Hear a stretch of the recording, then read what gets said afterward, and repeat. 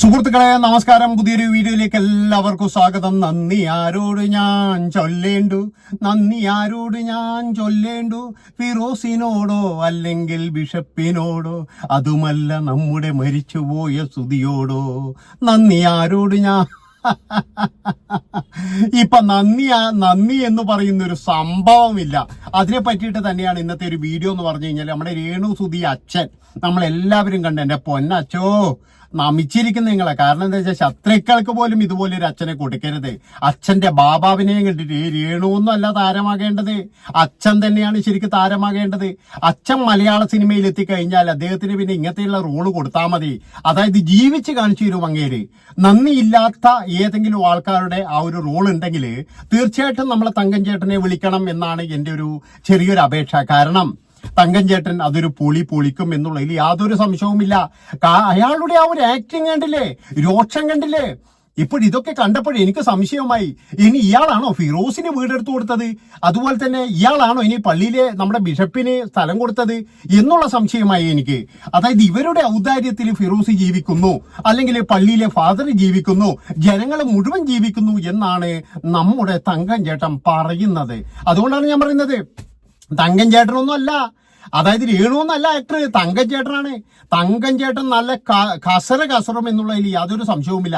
എന്റെ പൊന്നി രേണു, ഇതുപോലൊരു പളുങ്ക് പോലെ തന്നെ അച്ഛനെ കിട്ടിയിട്ടാണോ നീ പറയുന്നത് ഞാൻ അനാഥയാണ്, 50 രൂപ കൊടുത്തിട്ട് ബാഗ് മേടിക്കാൻ എന്റെ കയ്യിൽ ഗതിയില്ല എന്നൊക്കെ ഈ രേണു ആണോ പറയുന്നത്? ഈ രേണു കുറച്ചു നാൾ മുമ്പിട്ട് വീഡിയോ നിങ്ങൾ കണ്ടല്ലേ, ഋതപ്പന് ഒരു ബാഗ് വാങ്ങിക്കാൻ പൈസയില്ല, ഋതപ്പന് ഒരു ചോക്ലേറ്റ് വാങ്ങിക്കാൻ പൈസയില്ല എന്നൊക്കെ പറഞ്ഞിട്ട് ഇത്രയും നല്ല അച്ഛൻ ഇരിക്കുമ്പോഴോ അച്ഛനോട് പറയണം രേണു ഒരു വീടെടുത്ത് തരാൻ. അതാണ് വേണ്ടത്. അച്ഛനോട് പറയണം എനിക്കൊരു വീടെടുത്ത് തരൂ, ഞങ്ങൾ ഈ വീട്ടിൽ നിന്ന് ഇറങ്ങുകയാണ്. അങ്ങനെ ഇറങ്ങിപ്പോകണം മിസ്റ്റർ തങ്കൻ ചേട്ടൻ, ഇറങ്ങിപ്പോകണം നിങ്ങൾ. ഇനി ഒരിക്കലും അവിടെ നിൽക്കരുത് എന്നാണ് എനിക്ക് പറയാനുള്ളത്. ഏതായാലും ഈ വിഷയത്തിൽ ഒരുപാട് പേരുടെ അഭിപ്രായങ്ങളും കാര്യങ്ങളൊക്കെ കേട്ടു. എന്നാലും എനിക്ക് ദയാ അച്ചുവിന്റെ അഭിപ്രായങ്ങൾ, ചില കാര്യങ്ങളിൽ ദയാ അച്ചു പറയുന്ന കാര്യങ്ങൾ കേൾക്കുമ്പോൾ എനിക്ക് നല്ല രീതിയിൽ, അതായത് നമ്മൾ പ്രേക്ഷകർ എന്താണ് പറയാൻ ഉദ്ദേശിച്ചത് അങ്ങനെയുള്ള കാര്യങ്ങളൊക്കെ കൃത്യമായിട്ടെന്ന് പറഞ്ഞ് യാതൊരു പൊടിപ്പും തേങ്ങലും ഒന്നും കൂടാതെ പറയേണ്ട കാര്യങ്ങൾ പറയേണ്ട സമയത്ത് പറയുന്ന ഒരു വ്യക്തി തന്നെയാണ് ദയാ അച്ചു. പിന്നെ എനിക്കൊരു ചെറിയൊരു പരിഭവമുള്ളത്, ആ ബിഗ് ബോസിലും കൂടി ഒന്ന് ഇത് കാണിച്ചിരുന്നെങ്കിൽ ദയാ അച്ചുവിന് തന്നെ 1ാം സ്ഥാനം അടിക്കായിരുന്നു. ഏതായാലും ദയാ അച്ചുവിന്റെ ആ ഒരു വാക്ക്, അതായത് നമുക്ക് എല്ലാവർക്കും അറിയാം മെഹന്തിയിട്ട ടീമിന് നല്ല മറുപടി കൊടുത്തിരുന്നു. അത് കഴിഞ്ഞതിന് ശേഷവും ഒരു ഭയത്തോടു കൂടിയാണ് ദയാ അച്ചുവിനെ അവരൊക്കെ കണ്ടത്. അതുകൊണ്ട് തന്നെ ദയാ അച്ചുവിനെ അവരൊക്കെ ബ്ലോക്ക് ചെയ്തിരുന്നു. അതുപോലെ തന്നെ ഇനി രേണു സുധിയും ചിലപ്പോഴും പറഞ്ഞാൽ ദയാ അച്ചുയെ ബ്ലോക്ക് ചെയ്യാനുള്ള ചാൻസ് ഉണ്ട്. ഏതായാലും ദയാ അച്ചു പറയുന്ന കാര്യങ്ങൾ നമുക്കൊന്ന് കേട്ടിട്ട് വരാം. എന്നിട്ട് നമുക്ക് അതിനെ പറ്റിയിട്ട് 2 വാക്കും കൂടി നമ്മുടെ തങ്കൻ ചേട്ടനെയാണ് ഇവരൊക്കെ പറഞ്ഞിരിക്കുന്നത്, നമുക്ക് നോക്കിയിട്ട് വരാം. ഇയാളെ ഒന്ന് പണിയാനായിട്ട് എന്നിട്ട് ഈ കണ്ട കാര്യം ചെയ്തു വെച്ചിരിക്കുന്നു. നിങ്ങളൊന്ന് കാണണം, നിങ്ങൾക്കൊന്നും അറിയത്തില്ല, നാട്ടുകാർ മലയാളികൾ നിങ്ങൾ വന്ന് കാണണം. ഇതെന്നാ കാണിച്ചു വെച്ചിട്ട് കുമ്മായം കൊണ്ട് തേച്ച് വെച്ച് പുറം മൊത്തം പോയിക്കൊണ്ടിരിക്കുക.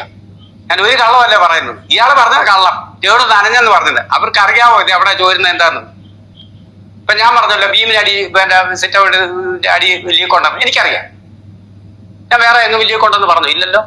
അവിടെയുണ്ട് ഈ 2 മുറിയുടെ ഓടിട്ടത് തെറ്റാണ്. അതിന്റെ കാര്യം എന്താണെന്ന് വെച്ചാൽ ഓട് കയറി ഇറങ്ങിയാണ് കിടക്കുന്നത്. അതിന്റെ കാര്യം മേളിലൊരു വീതി താഴെ ഒരു വീതി, ഓട് നിരത്തിയിട്ട് വന്നപ്പോഴത്തേക്കും കയറ്റമിറക്കമായി.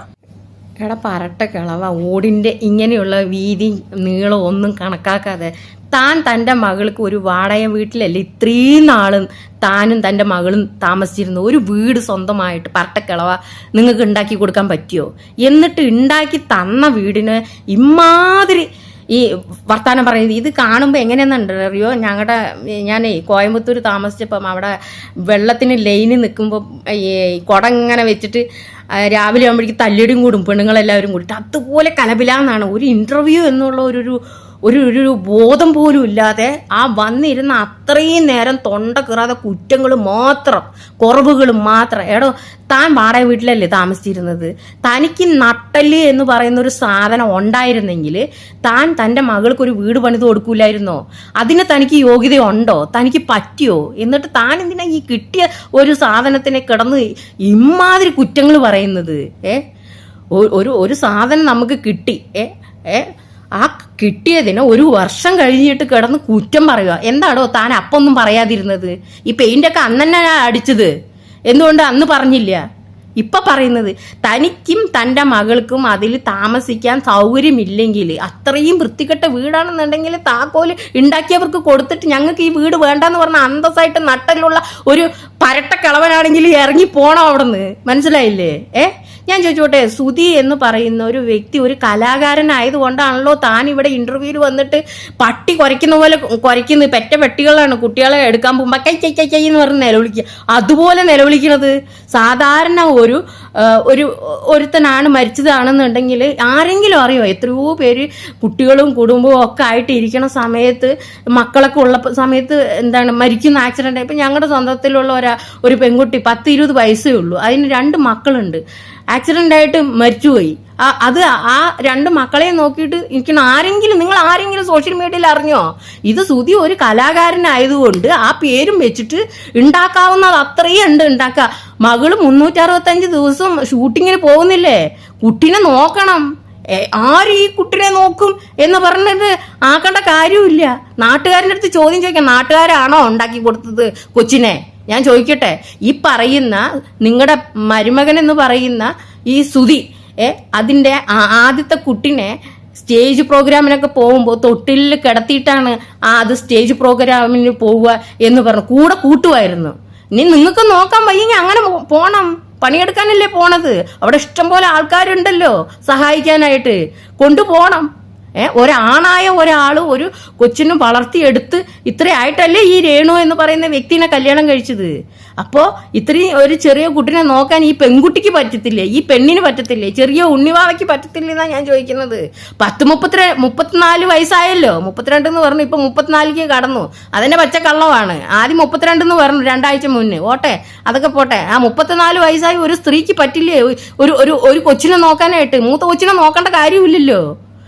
ഇത്രയും നേരം ഒരു ഇന്റർവ്യൂ കഴിഞ്ഞ് ആ ഇന്റർവ്യൂ തുടങ്ങിയപ്പോൾ തൊട്ട് അത് അവസാനിക്കുന്നവരെ വാ തോരാതെ മറ്റുള്ളവരെ കുറ്റം പറയുക. കിട്ടിയ ഔദാര്യത്തെ കുറ്റം പറയുന്ന ഒരു പരട്ടക്കളവനെ ഞാൻ ആദ്യമായിട്ട് എൻ്റെ ലൈഫിൽ ആദ്യമായിട്ട് കാണുകയാണ്. എന്നിട്ട് ചോദിക്കുന്ന ചോദ്യമാണ്, എൻ്റെ അതാണ് എൻ്റെ മകളുടെ കൊച്ചിനെ ആര് നോക്കും?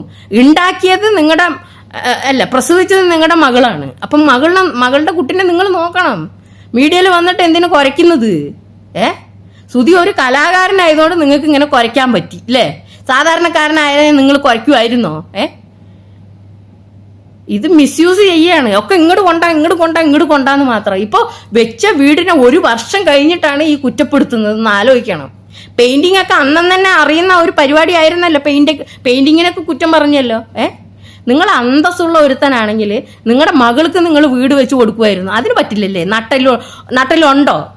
പിന്നെ അതുപോലെ തന്നെ അതുൽ എന്ന് പറയുന്ന ഒരു വ്ളോഗറിനെ പോലീസിൽ കംപ്ലൈന്റ് കൊടുത്തിട്ട് ഇത് ഈ പട്ടി പല്ലിളിക്കുന്നത് നിങ്ങളാണ്, ആ വീടല്ല നിങ്ങളാണ്. അവിടെ പോയിട്ട് ഇതുപോലെ പല്ലിളിച്ച് കാണും. അപ്പൊ ഓടിക്കോളാൻ പറഞ്ഞു കാണും. മിണ്ടരുത്, ഓടിക്കോളാൻ പറഞ്ഞു കാണും. അതിനാണ് ഈ രേണു അവിടെ കിടന്ന് കരയുന്നുണ്ടായിരുന്നു. അയ്യോ ഞങ്ങൾക്ക് നീതി കിട്ടില്ല. ഇങ്ങനെ പല്ലൊളിച്ചു കഴിഞ്ഞാൽ എങ്ങനെ നീതി കിട്ടും? ഒന്ന് ആലോചിച്ച് നോക്ക്. ഒരു ഇന്റർവ്യൂവിൽ വന്നിട്ടാണ് ഈ ചിലയ്ക്കുന്നത്. നാട്ടുകാരനെയാണ് പൊങ്കാല ഇടുന്നത് തന്ത. നാട്ടുകാരന്റെ എല്ലാവരുടെ സപ്പോർട്ടിലാണ് ഈ പറയുന്ന രേണു എന്ന് പറയുന്നത് നിൽക്കുന്നത്. അതുപോലും മറന്നിട്ടാണ് അവിടെ കിടന്നിട്ട് വർത്താനം പറയണത്. വല്ലാത്തൊരവസ്ഥ. മറുപടി കൊടുക്കുന്നുണ്ടെങ്കിൽ ഇതുപോലെ കൊടുക്കണമെന്ന് എനിക്ക് പറയാനുള്ളൂ. എമ്മാതിരി മറുപടിയാണ്. ഇതാണ് മറുപടി എന്ന് പറഞ്ഞു കഴിഞ്ഞാൽ. കാരണം ഇയാൾക്കൊരു വീടെടുക്കാൻ ഇതുവരെ കഴിഞ്ഞിട്ടില്ല. എന്നിട്ട് ഇയാളുടെ ആ വർത്താനം കേട്ട് കഴിഞ്ഞാൽ ഇയാള് എന്തോ ഒരു വലിയ സംഭവമാണ്, ഞാനാണ് ഇവിടുത്തെ രാജാവ് എന്നുള്ള തരത്തിലാണ് ഇയാളുടെ ഈ സംഭവം, ഇയാളുടെ ആ സംസാരം. നിങ്ങൾ കേട്ടിനോ? അതായത് ഇയാൾ എന്തൊക്കെയാ ഇന്റർവ്യൂവിൽ ഒന്ന് വിളിച്ചു പറയുന്നത്? ഇമാതിരി തോന്നിയവാസികള്. അതായത് ഇവനൊന്നും പറഞ്ഞു കഴിഞ്ഞാൽ ഒരു വീടും എടുക്കാൻ കഴിയില്ല, ഒന്നും എടുക്കാൻ കഴിയില്ല. എന്നിട്ടാണ് ഈ അഹങ്കാരം കളിക്കുന്നത്. അതാണ് എനിക്ക് മനസ്സിലാകാത്തത്. ഏതായാലും ഇത്രയും പറഞ്ഞുകൊണ്ട് ഈ ഒരു വീഡിയോ ഇവിടെ വെച്ച് വൈൻഡപ്പ് ചെയ്യാണ്. നിങ്ങൾ എല്ലാവരും ഇഷ്ടപ്പെട്ട് കഴിഞ്ഞാൽ കമന്റ് ഇട്ടോ. നന്ദി, നമസ്കാരം.